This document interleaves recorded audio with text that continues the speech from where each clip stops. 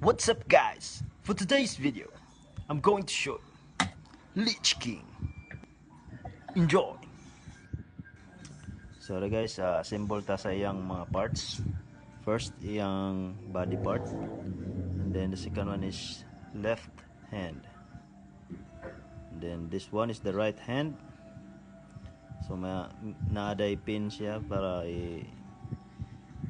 i-insert ra siya sa other slot. So mo niyang murag what you call this aura or something like that nya na siya magnet para ipapilit lang. So mo na ni siya ang 360 view. So shout out nga pala kay Boss Jerome for the request or the order.